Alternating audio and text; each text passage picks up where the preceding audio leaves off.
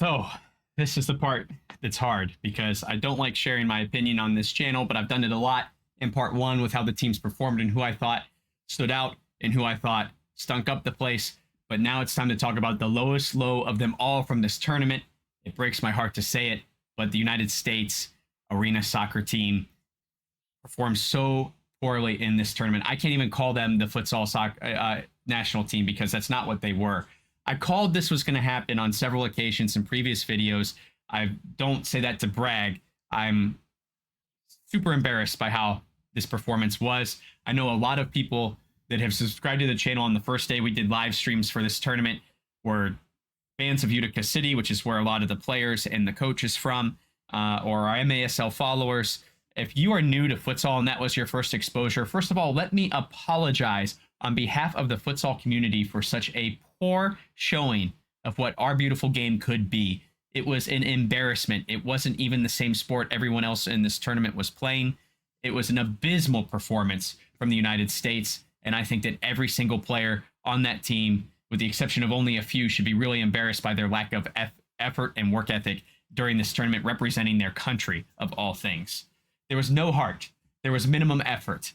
There was one-dimensional tactics and no coaching changes done. Now, I know, again, a lot of you folks might be here because of that Utica connection. I'm sorry if I'm insulting you here and your fan and, you know, the team players and coach you're a fan of, but the reality is this was a horrific fit to what futsal was, and it clearly showed. Outgunned, outmatched, even winning that Trinidad game and scoring those 7 goals, we never looked convincing in that game, and we never got up and running in this tournament. Everything was so static. The play was very static. We knew this already. MASL players on a futsal court doesn't work. 9 times out of 10, it doesn't work.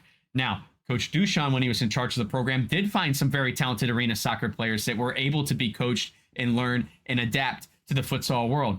Zach Rajette is a prime example, who is currently playing arena soccer in MASL, who turned down the opportunity to travel with the team to stay with his team in MASL tournaments back home. That says a lot about where this national team is and the faith that our best players have in the team, in my opinion, that you would turn down an opportunity to represent your country to stay home. Very, very interesting. Now, I get it, playoff time, but nothing, I'm old school in this way, nothing supersedes the opportunity to represent your country. So to see what's going on inside of your national team and know that it's not worth the trip, and that must have broken some hearts for, and he's not the only player, by the way, who said no when asked to come out and play. Says a lot about where we're at. MASL on the court doesn't work. We knew that already. Like I said, we've seen it before under the Keith Tozer era of coaching, where we had nothing but losing records and we never performed well against the rest of the world. Only in those early years when futsal was still getting that international organization about it and FIFA getting involved, did we see some success in our history.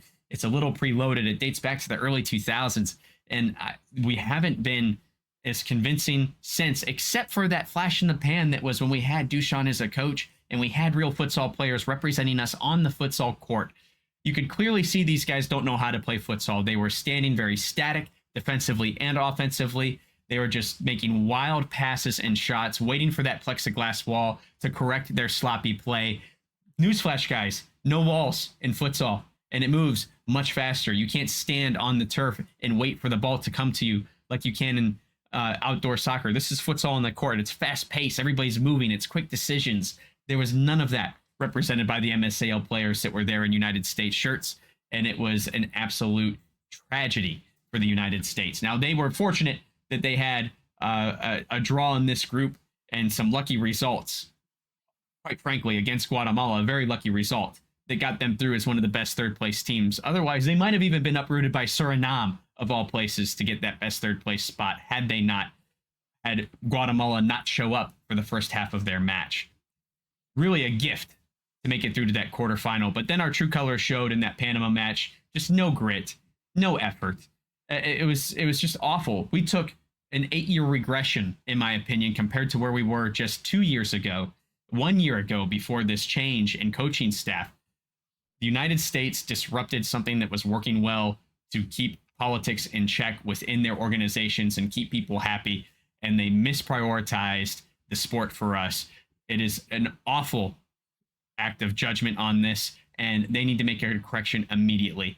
The correction has to be that people with toes in both camps of MASL and futsal cannot be in charge of anything in our sport for the extended national team. It's bad enough that we share an organization in the extended national team with 11 other teams and don't get much focus. How can you with so many teams involved? But then on top of that, you have guys that are going to be naturally leaning towards the organization that pays them over the organization that does not. This sport does not pay as well as MASL. It is not as well established. I get all that. I get the economics. But the reality is it is no excuse for U.S. soccer to allow MASL to run our sport for us. When you look at the organization, top to bottom, they all have MASL ties. So now we have MASL players, under MASL coaches, under MASL staff, and ties from people who are big in the sport and in the governing body that have political pull and agenda, and it is killing our sport. Even people within the futsal community that claim to be allies and want to grow the sport are holding us back for selfish reasons, and it needs to stop. I've said on this channel for a year and a half, more, since I started the channel, that it's up to us as futsal fans to take this step forward, to take control of our sport and prove to the football associations of the world, prove to the federations and to FIFA that there's something great here. There's something amazing about this sport, and it can grow. I don't find it too surprising that the United States was geo-blocked for this tournament. If I put my tinfoil hat on that, I can only imagine that there was a reasoning behind that, not because they want a TV deal, but because they wanted to make it inaccessible. The MASL people do not want futsal to grow. They're the only ones that have anything to lose from futsal being successful. Well, I got news for you guys. Futsal is the future. It's way more entertaining. It's way more exciting. It's a way faster pace. And the reality is we are going to see better performance from players and even be able to use those players and their training on the outdoor side of this organization as a national team and grow it all up together. That's how it should be happening, not letting politics ruin the day. Now, I'm going to say this on top of and double down on my last statement. Futsal people need to show their passion and prove it. I think that it's time, and I've been talking to a lot of people post Concacaf tournament that feel the same way, and I think it's time we do something special. It is way too early for me to say anything specific, but I do plan to find people to collaborate with and make something special happen. Of course, guys, keep an eye on the channel and see. I'm ready to disrupt this thing. I'm ready to prove that we don't need MASL guys holding us down, and we won't let them hold us down. We can do better. Futsal people taking care of futsal. It's working in England right now in the way that they've reorganized with their FA to take it off their plate since they're not interested in doing it either. Maybe the same thing needs to happen here. Maybe some real futsal people need to be in charge and report to the U.S. Soccer Federation and cut the politics and cut the crap and allow us to grow this sport the way it should be grown appropriately. So I'm curious what you guys have to say in the comments as always. I want you to sound off below. A couple things too that I'm just going to air out. I think it's ridiculous that USFF had the gall to post and say we don't need any armchair analyzers. We just want positive feedback when they are one of the problems in this whole organization. Hey guys, great job putting together these weekend tournaments, but where's the help with leagues? Where's the help with turning over this MASL mantra within the organization that you proudly post their logo on all of your stuff? You're so tied in with US Soccer that you put their logo on everything. Why aren't you fighting for us on this stuff? Why are you letting this happen? It's time for you to do your job and lobby for us and show us what you're doing to make the sport better for everyone. I'm calling you out.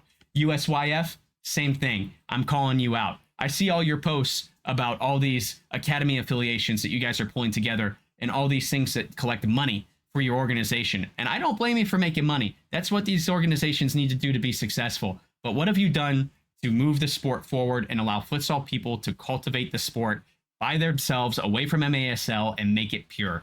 That's the problem. These guys need to get out of our way and let some leadership that actually cares about futsal step forward. And I am looking for people who want to do that and asking them how we can collaborate. How can this channel help? So I'm curious what you guys have to say in the comments to things like that. Am I overreacting because I'm feeling super passionate post-tournament, or do you guys feel the same way? Don't forget to let me know in the comments. Let's work on this thing together.